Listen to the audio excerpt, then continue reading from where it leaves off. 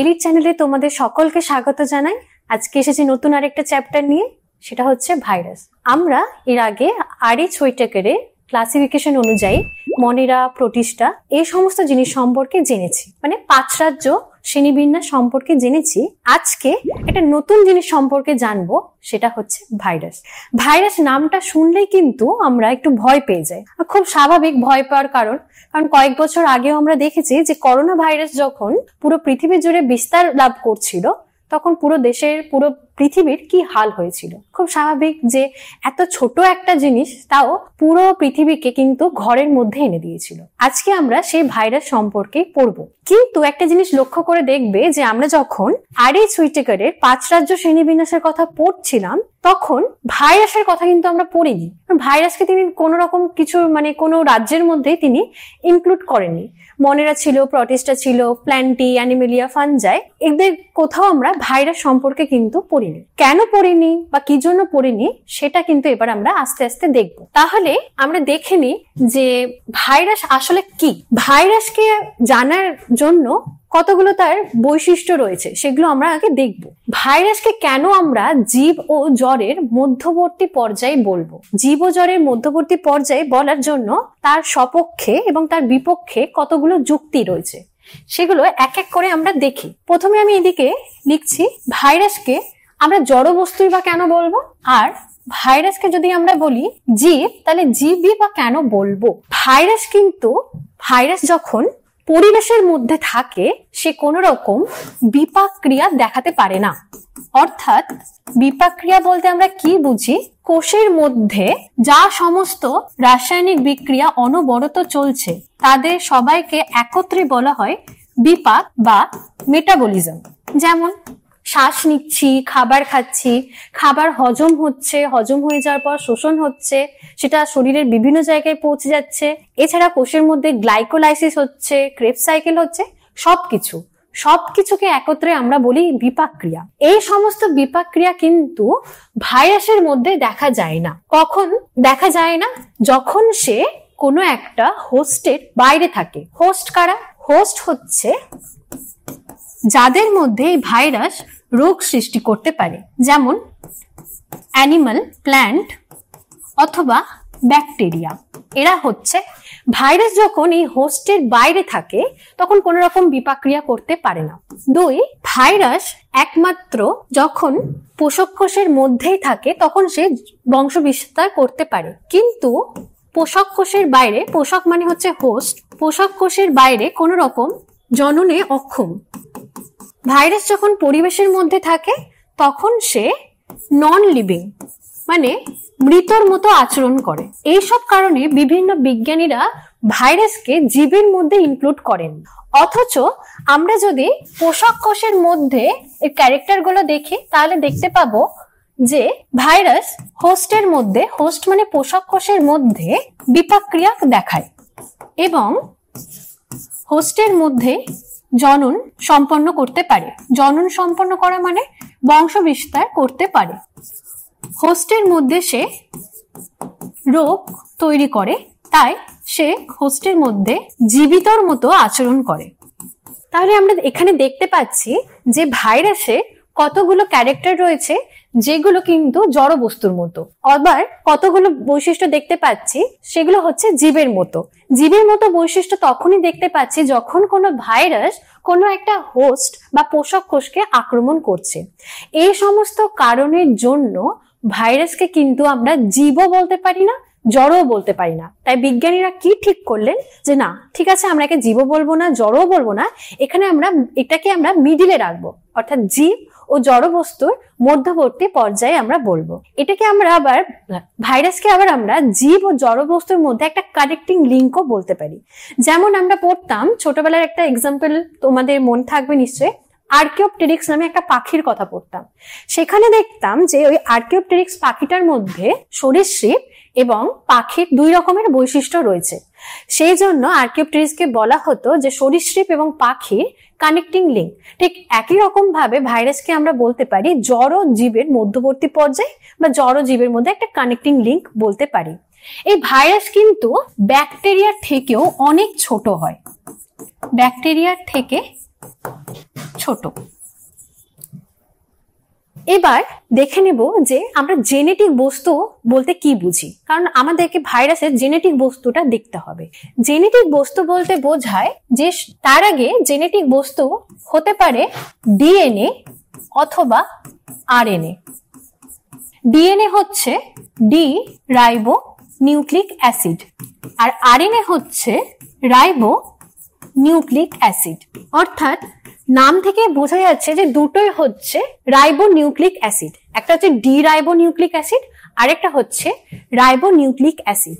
কোষের মধ্যে আমরা জানি যে এটা বড় ঘন জিনিস থাকে, এটা হচ্ছে আমাদের নিউক্লিয়াস। এই নিউক্লিয়াসের মধ্যে আমাদের থাকে হচ্ছে ডিএনএ। কোনো কোনো প্রাণীর ক্ষেত্রে কিন্তু থাকে আরএনএ।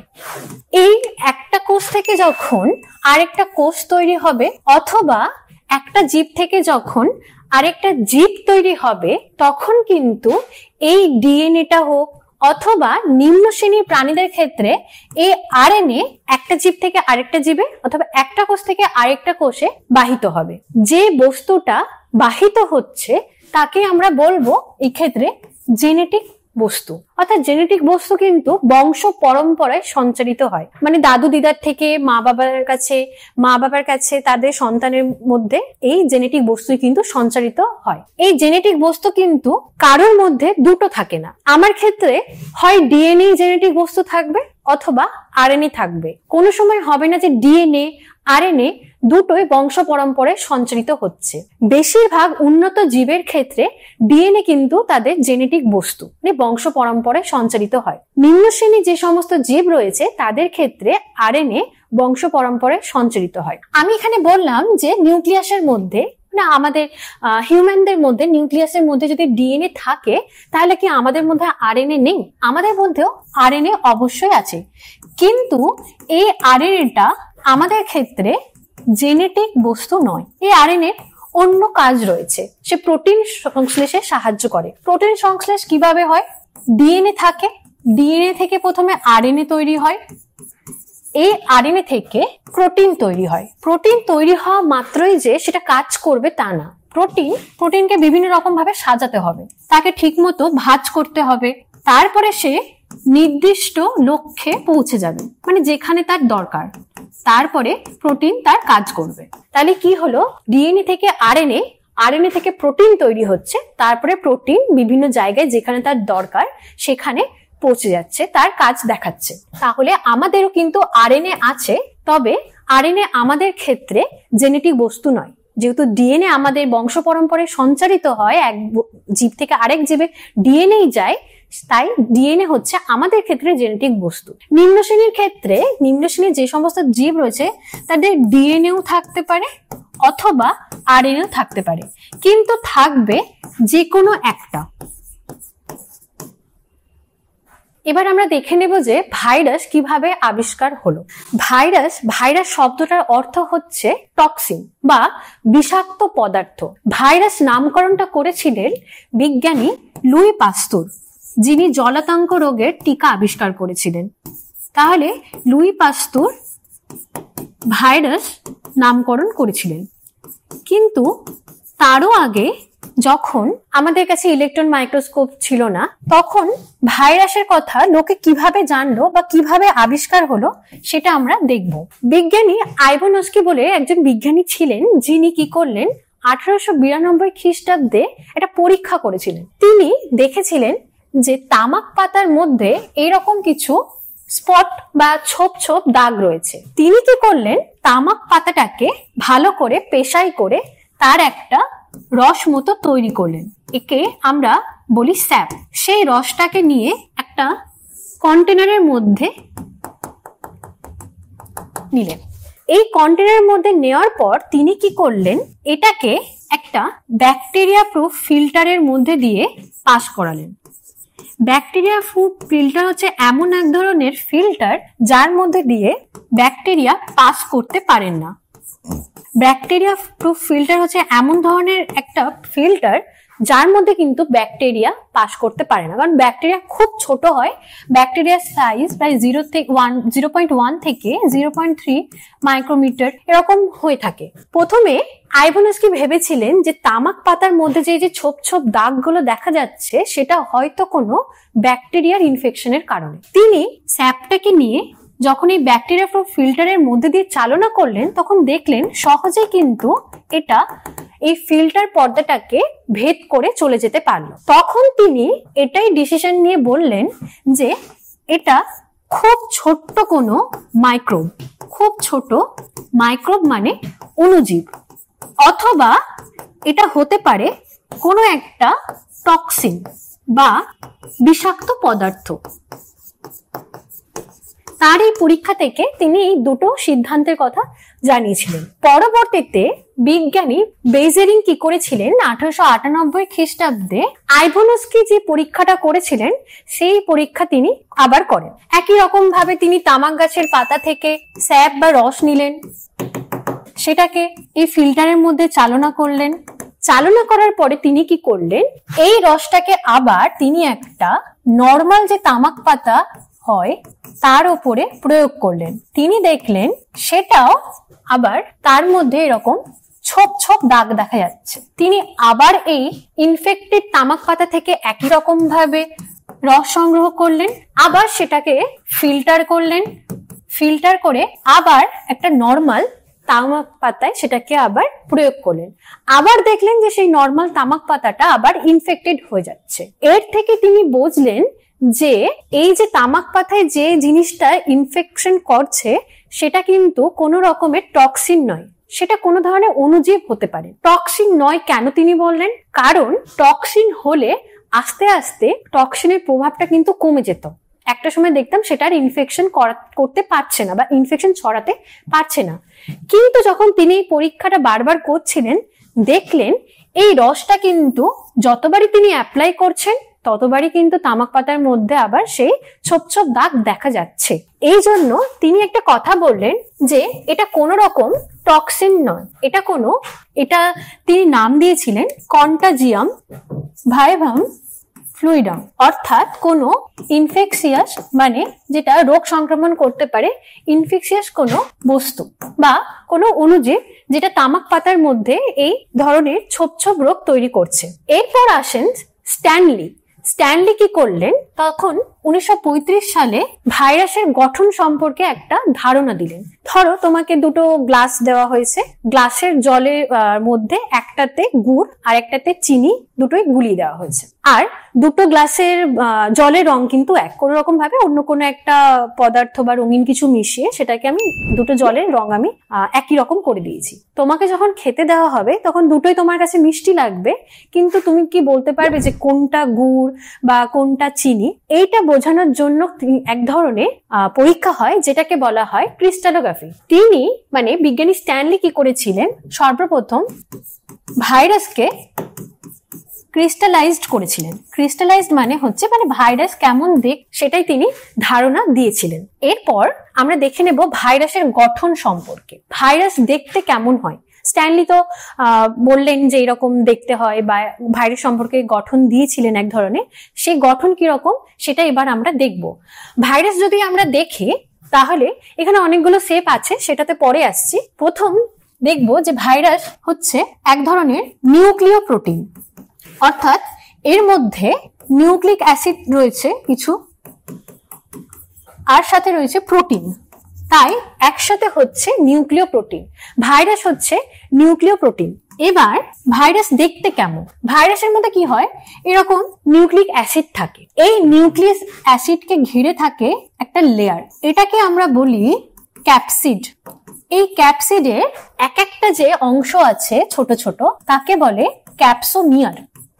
জিনিসটা ঠিক কিরকম, ধরো আমার কাছে একটা গোল্ডের ব্রেসলেট আছে, সেই ব্রেসলেটটা আমি এক বক্সের মধ্যে সুন্দর করে ভালো করে রেখে দিয়েছি, তাহলে গোল্ডের যে ব্রেসলেটটা রয়েছে সেটা হচ্ছে আমার ক্ষেত্রে নিউক্লিক অ্যাসিড, আর তার বাইরের যে আবরণীটা রয়েছে সেটা হচ্ছে আমার ক্যাপসিড।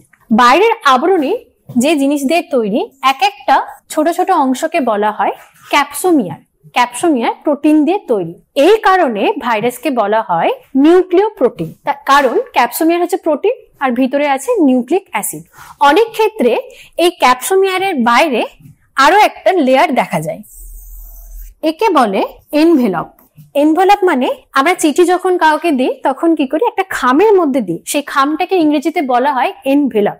ঠিক তেমনই পুরো ভাইরাসটাকে আমি কি করেছি, একটা ওই খামের মধ্যে ভরে দিয়েছি। এই বাইরের আবরণীটা হচ্ছে আমাদের এনভেলপ। এনভেলপ কি কি দিয়ে তৈরি হতে পারে? এনভেলপের মধ্যে থাকে হচ্ছে সুগার থাকে, লিপিড থাকে এবং প্রোটিন। ক্যাপসিড ছিল কেবলমাত্র প্রোটিন দিয়ে তৈরি, কিন্তু এনভেলপ হচ্ছে সুগার, লিপিড, প্রোটিন, এই তিনটে জিনিস দিয়ে তৈরি। এবার ভাইরাসের কয়েকটা গঠন রয়েছে। ভাইরাস এরকম প্যাঁচানো প্যাঁচানো দেখতে হতে পারে। এটাকে যদি আমি সহজভাবে আঁকার চেষ্টা করি তাহলে কি রকম হবে, ঠিক এইরকম। এইটা হচ্ছে আমাদের পুরোটা ক্যাপসিড, আর এর মাঝখানে থাকবে আমাদের ডিএনএ অথবা আরএনএ, যে কোনো একটা জেনেটিক ম্যাটেরিয়াল থাকবে। এখানে যে ছবিটা রয়েছে সেটা হচ্ছে টোবাকো মোজাইক ভাইরাস, যার মধ্যে জেনেটিক বস্তু হচ্ছে আরএনএ।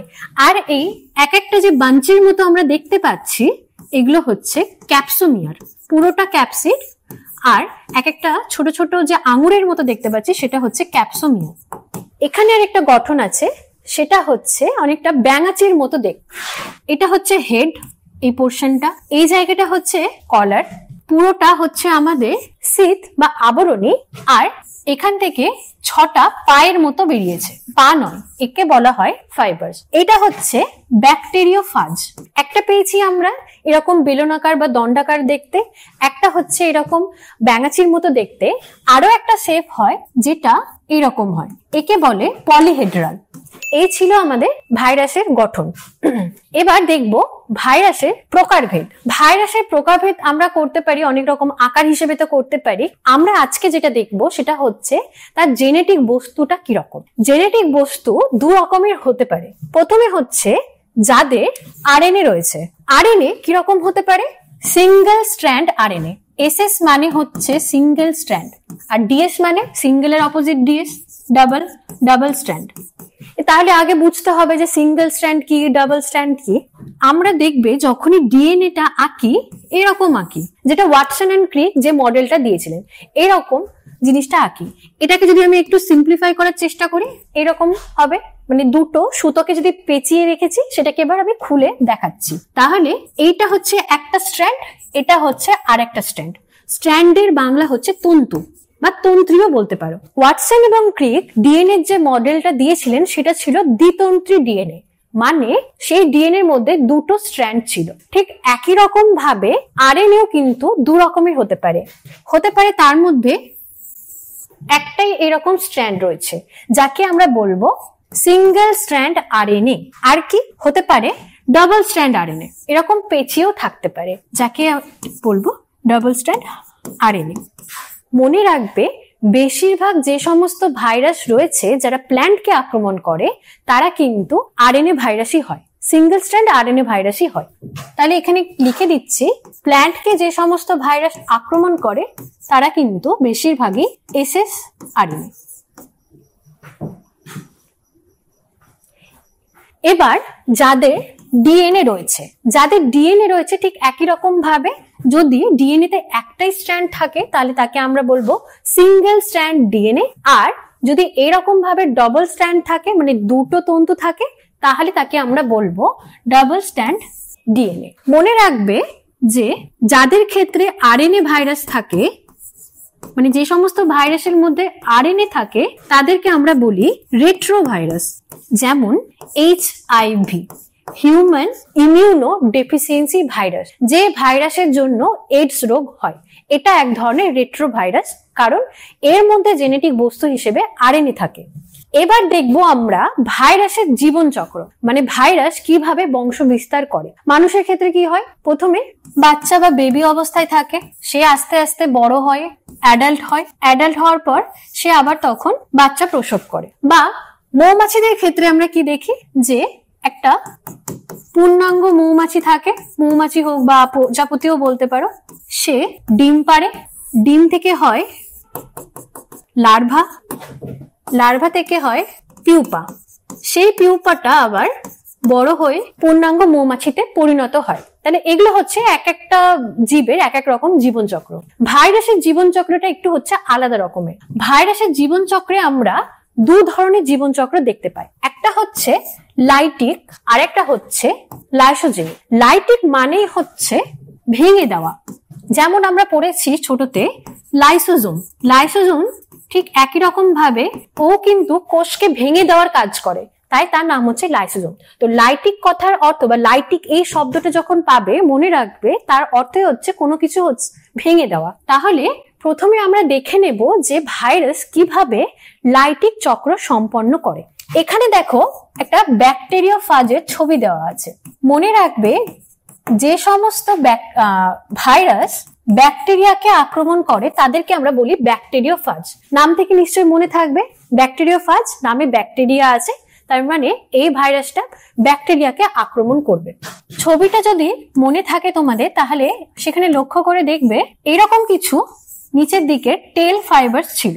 এই টেল ফাইবারসটাকে বলা হয় অ্যাটাচমেন্টের জন্য সাহায্য করে। এই টেল ফাইবারের সাহায্যে কি করে, এই ব্যাকটেরিওফাজ তার এই টেল ফাইবারের মাধ্যমে ব্যাকটেরিয়ার গায়ে গিয়ে আটকে যায়। ব্যাকটেরিয়া এই ভাইরাসের ক্ষেত্রে কি হোস্ট। এরপরে ব্যাকটেরিওফাজ কি করবে, এখানে তার জেনেটিক বস্তুটা আছে। ব্যাকটেরিওফাজের জেনেটিক বস্তু হচ্ছে ডিএনএ। এই ডিএনএটা সে আস্তে আস্তে ব্যাকটেরিয়ার মধ্যে ঢুকিয়ে দেবে। ব্যাকটেরিয়ার মধ্যে ঢুকিয়ে দিল। এরপরে কি করবে, এখানে তো ব্যাকটেরিয়ার নিজস্ব জেনেটিক বস্তু আছে, তার কাছে ডিএনএ রয়েছে। ব্যাকটেরিওফাজ তার জেনেটিক বস্তু এই ব্যাকটেরিয়ার মধ্যে ঢুকিয়ে দেওয়ার পর ব্যাকটেরিয়ার যে নিজস্ব ডিএনএটা আছে সেটাকে টুকরো টুকরো করে ভেঙে দেয়। টুকরো টুকরো করে ভেঙে দেওয়ার পরে কি করবে, এই ব্যাকটেরিওফাজ এত বদমাস, অলরেডি ও ব্যাকটেরিয়া পুরো জেনেটিক ম্যাটেরিয়াল শেষ করে ফেলেছে, উল্টে ব্যাকটেরিয়াকে সে কাজে লাগাবে। ব্যাকটেরিয়ার বিভিন্ন এনজাইম বা যাকে বলে উৎসেচক, ভাইরাসের কিন্তু নয়, এটা হচ্ছে ব্যাকটেরিয়ার। এই ব্যাকটেরিয়ার বিভিন্ন এনজাইমকে কাজে লাগিয়ে এই ভাইরাস নিজের জন্য ডিএনএ, তারপরে প্রোটিন, এই সমস্ত জিনিসগুলো তৈরি করবে। তৈরি করার পর কি করবে, এই ডিএনএ আর প্রোটিনটাকে অ্যাসেম্বলি মানে একসাথে নিয়ে আসবে। কারণ আমরা গঠনেই দেখেছি যে জেনেটিক ম্যাটেরিয়াল থাকে, তার বাইরে গিয়ে প্রোটিনের একটা আবরণী থাকে যেটাকে বলা হয় ক্যাপসোমিয়ার। তাহলে প্রোটিনটা কি কাজে লাগছে, ক্যাপসোমিয়ার তৈরি করতে লাগছে, আর অনেকগুলো ডিএনএ সে তৈরি করে ফেলেছে, সেটা হচ্ছে তার জেনেটিক বস্তু হিসেবে থাকবে। এরপরে দেখো এখানে আবার এই ব্যাকটেরিয়ার মধ্যে পূর্ণাঙ্গ ব্যাকটেরিওফাজ তৈরি হয়েছে। এরপরে কি করবে, ব্যাকটেরিয়া কোষটাকে পুরো ফাটিয়ে দিয়ে একটা একটা করে ব্যাকটেরিওফাজ বাইরে বেরিয়ে যাবে। তাহলে এটা হচ্ছে আমাদের লাইটিক সাইকেল। এখানে যেহেতু পুরো ব্যাকটেরিয়া কোষটাকে ভেঙে দিয়ে সে বাইরে বেরিয়ে আসছে, একে আমরা বলি লাইটিক সাইকেল। লাইটিক সাইকেল দেখা যায় T2, T3, T4 এই ভাইরাসগুলোর মধ্যে। এরপর দেখব লাইসোজেনিক। আসলে লাইসোজেনিকটা হচ্ছে অনেকটা লাইসোজেনিক হওয়ার পরে কিন্তু শেষে আবার লাইটিক সাইকেলই হয়, এটা আমরা দেখব। লাইসোজেনিক সাইকেলে কি হয়, এখানে একই রকম ভাবে এই ফাজ ভাইরাস এসেছে, ব্যাকটেরিওফাজকে আমরা সংক্ষেপে ফাজও বলতে পারি। সে কি করবে, ব্যাকটেরিওফাজ আস্তে আস্তে তার যে জেনেটিক ম্যাটেরিয়ালসটা ছিল সেটা ব্যাকটেরিয়ার মধ্যে দিয়ে ফেলেছে। লাইসোজেনিক সাইকেলে কিন্তু সে আর ব্যাকটেরিয়ার যে নিজস্ব ডিএনএটা ছিল সেটাকে আর নষ্ট করবে না। সে কি করবে, ব্যাকটেরিয়ার ডিএনএ এর সাথে, এটা ধরো ব্যাকটেরিয়ার ডিএনএ এর সাথে ফাজ ভাইরাসের ডিএনএ, এটাকে যুক্ত করে দেবে। এখানে বোঝা যাচ্ছে এইটা হচ্ছে ব্যাকটেরিয়ার ডিএনএ, তার সাথে যে হলুদ রঙের এই পোর্শনটা দেখানো হয়েছে সেটা হচ্ছে ভাইরাসের ডিএনএ। তাহলে এই ক্ষেত্রে একটা দুটো জিনিসের আমরা সংমিশ্রণ দেখতে পাচ্ছি। এইটাকে বলা হয় প্রোফাজ, যেখানে ব্যাকটেরিয়ার ডিএনএও রয়েছে আবার ফাজ ভাইরাসের ডিএনএও রয়েছে। এরপর ব্যাকটেরিয়া যখন, তার ব্যাকটেরিয়ার তো নিজের ধর্ম আছে, সেও একটা থেকে দুটো, দুটো থেকে চারটে হবে। ব্যাকটেরিয়াও ঠিক একই রকম ভাবে কোষ বিভাজনের মাধ্যমে যখন একটা থেকে দুটো, দুটো থেকে চারটে কোষ তৈরি করবে, তখন তো তারই জেনেটিক ম্যাটেরিয়ালসটারও ডিভিশন হবে। কিন্তু ডিএনএ এর সাথে যেহেতু ফাজ ভাইরাসের ডিএনএটাও লেগে আছে, যাকে আমরা প্রোফাজ বলছি, এটাও কিন্তু একসাথে ডিভাইড হতে থাকবে। যখন দুটো ব্যাকটেরিয়া তৈরি হয়ে যাবে, দুটো ব্যাকটেরিয়ার মধ্যে প্রোফাজ থাকবে, মানে এর মধ্যেও ব্যাকটেরিয়ার নিজস্ব ডিএনএ রয়েছে, আবার ফাজেরও ডিএনএ রয়েছে, এখানেও ব্যাকটেরিয়ার ডিএনএও থাকবে, আবার ফাজেরও ডিএনএ থাকবে। এই যে লাইফ সাইকেলটা দেখা যায়, এটাকে বলা হয় লাইসোজেনিক সাইকেল। কিন্তু এখানে একটা টুইস্ট আছে। লাইসোজেনিক সাইকেল হচ্ছে ফাজ ভাইরাস ব্যাকটেরিয়া থেকে পুষ্টি সংগ্রহ করছে, সাথে প্রোফাজের মাধ্যমে সে ডিভিশনও দেখাচ্ছে, কিন্তু একটা সময় গিয়ে যখন দেখে যে ব্যাকটেরিয়া আর পেরে উঠছে না, সে আর ফাজ ভাইরাসকে সাহায্য করতে পারছে না। ঠিক আছে, একটা সময় পর্যন্ত বন্ধুত্ব দেখিয়েছে, কিন্তু ফাজ ভাইরাস তো ব্যাকটেরিয়ার ক্ষতি করতে এসেছে। যে মুহূর্তে ব্যাকটেরিয়া ফাজ ভাইরাসকে আর সাপোর্ট করবে না, মানে ব্যাকটেরিয়া কোন রকম পুষ্টি দিতে পারবে না, তাকে আশ্রয় দিতে পারবে না, এই ব্যাকটেরিয়ার মধ্যে থাকা ফাজের যে ডিএনএটা রয়েছে আবার কি করবে, ব্যাকটেরিয়ার এই ডিএনএটাকে টুকরো টুকরো করে ভেঙে দেবে। ঠিক যেমন লাইটিক সাইকেলে আমরা দেখছিলাম যে ডিএনএটাকে টুকরো টুকরো করে ভেঙে দিচ্ছে, একই রকম ভাবে এখানেও সে টুকরো টুকরো করে ভেঙে দেবে। আবার সে প্রোটিন তৈরি করবে, ডিএনএ তৈরি করবে, পূর্ণাঙ্গ ফাজ ভাইরাস তৈরি করবে, ব্যাকটেরিয়া সেলটাকে ফাটিয়ে দিয়ে ফাজ ভাইরাস ব্যাকটেরিয়া থেকে বেরিয়ে যাবে। তাহলে লাইটিক সাইকেল আমরা প্রথমে দেখলাম, লাইসোজেনিক দেখলাম, লাইসোজেনিকের শেষে গিয়েও কিন্তু সেই লাইটিক সাইকেলই হচ্ছে। এটার উদাহরণ হচ্ছে আমাদের ল্যামডা ভাইরাস বা ল্যামডা ফাজও বলে। এই লাইসোজেনিক সাইকেল দেখা যায় ল্যামডা ভাইরাসের ক্ষেত্রে। এরপরে আমরা দেখব ভাইরয়েড, যেটা হচ্ছে ভাইরাসের থেকেও অনেক ছোট, সেও কিন্তু রোগ বিস্তার করতে পারে। ভাইরয়েড কি? ভাইরয়েড হচ্ছে আমাদের শুধুমাত্র নিউক্লিক অ্যাসিড দিয়ে তৈরি, যার মধ্যে কেবল সিঙ্গেল স্ট্র্যান্ড আরএনএ থাকে। যেহেতু এর মধ্যে কোন রকম প্রোটিন আবরণী দেখতে পাচ্ছি না, তাই কেবল নিউক্লিক অ্যাসিড থাকছে, একে আমরা নেকেড ভাইরাসও বলে থাকি। ভাইরাসের ক্ষেত্রে কি ছিল? ভাইরাসের ক্ষেত্রে আমরা নিউক্লিক অ্যাসিড, প্রোটিন দুটোই দেখতে পেয়েছিলাম। এই ক্ষেত্রে কেবলমাত্র থাকবে সিঙ্গেল স্ট্র্যান্ড আরএনএ, এ একাই রোগ বিস্তারে সক্ষম। কি করে? সিঙ্গেল স্ট্র্যান্ড আরএনএ বা যে সমস্ত ভাইরয়েড গুলো রয়েছে, এরা কেবলমাত্র প্ল্যান্টের মধ্যে রোগ তৈরি করে, যেমন পটেটো স্পিন্ডল টিউবার ডিজিজ বা সংক্ষেপে পিএসটিডি। এই ধরনের ভাইরাস যখন কোনো আলুর গাছকে আক্রমণ করে, তখন কি হয়, আলুটা দেখতে অনেকটা এরকম লম্বা লম্বা হয়ে যায়, আলু তো গোল হয়, আক্রমণ করার ফলে বা এই সংক্রমণের জন্য কি হয়, আলুটা লম্বা লম্বা হয়ে যায়। এটা ছিল ভাইরয়েড। ভাইরয়েডের ছাড়া আরো একটা জিনিস রয়েছে, সেটা হচ্ছে আমাদের প্রায়ন। ভাইরয়েডের মধ্যে দেখলাম কেবলমাত্র একটা নিউক্লিক অ্যাসিড রয়েছে, প্রোটিন নেই। প্রায়নের ক্ষেত্রে দেখবো উল্টো জিনিস, প্রায়নের মধ্যে প্রোটিন রয়েছে কিন্তু নিউক্লিক অ্যাসিড নেই। আসলে প্রায়ন হচ্ছে একটা প্রোটিনই। প্রোটিনটা আবার কিরকম? মিসফোল্ডেড প্রোটিন। এটাকে বলে মিসফোল্ডেড প্রোটিন, মানে প্রোটিন তৈরি হওয়ার পরে তাকে কার্যকরী করার জন্য ঠিকঠাক প্রসেসের মধ্যে বিভিন্ন রকম ভাবে ভাঁজ হতে হয়। প্রায়নে কি হয়, ঠিক মতো ভাঁজ হয় না, তাই এটাকে বলা হয় মিসফোল্ডেড প্রোটিন। এর ফলে কিন্তু অনেক ডিজিজ তৈরি হয়। এই মিসফোল্ডেড প্রোটিন যখন কারো শরীরের মধ্যে ঢোকে, দেহের মধ্যে যে সমস্ত নর্মাল প্রোটিন আছে সেগুলোকেও মিসফোল্ডেড করে দেয়। যখন প্রায়ন ঢুকবে, প্রায়ন ঢোকার পরেও এটাকে মিসফোল্ডেড করে দেয়, যার ফলে আমাদের সেন্ট্রাল নার্ভাস সিস্টেমের অনেক রকমের রোগ দেখা যায়। এর মধ্যে দুটো রোগের কথা তোমরা জেনে রাখবে। একটা হচ্ছে প্রায়নের কারণে হয় ম্যাড কাউ ডিজিজ। এটা গরুর মধ্যে দেখা যায়। কি হয় যে গরুর যে ব্রেনটা থাকে সেটা যদি আমরা দেখি তো স্পঞ্জের মতো অনেকটা ফুটো ফুটো হয়ে যায়, একে বলা হয় তাই বোভাইন স্পঞ্জিফর্ম। যেহেতু স্পঞ্জের মতো তাই স্পঞ্জিফর্ম এনসেফালোপ্যাথি, মানে ব্রেন সংক্রান্ত। মানুষের ক্ষেত্রেও ঠিক একই রকম ব্রেনের একটা ডিজিজ হয়, সেটা হচ্ছে সিআর জ্যাকবসন ডিজিজ।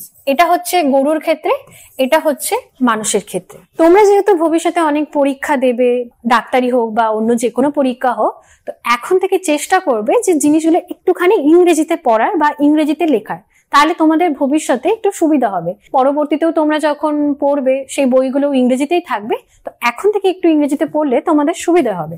তো এই দুটো ডিজিজ তোমরা প্রায়নের ক্ষেত্রে মনে রাখবে। তোমরা যদি এই ভাইরাস সম্পর্কে নোট পেতে চাও অথবা এর এমসিকিউ প্র্যাকটিস করতে চাও, তাহলে ডেসক্রিপশন বক্সে দেওয়া লিঙ্ক থেকে এলিট অ্যাপটা অবশ্যই ডাউনলোড করে দিও। সেখানে প্রচুর এমসিকিউ প্র্যাকটিসের জন্য সেট রয়েছে, আর নোটও সেখানে তোমরা ইজিলি ফ্রিতে অ্যাক্সেস করতে পারবে। দেখা হচ্ছে পরের কোনো ভিডিওতে। এই ধরনের এডুকেশনাল ভিডিও আরও দেখতে চ্যানেলটিকে সাবস্ক্রাইব করে এলিট পরিবারের মেম্বার হয়ে যাও। Thank you so much and always remember, knowledge worth sharing.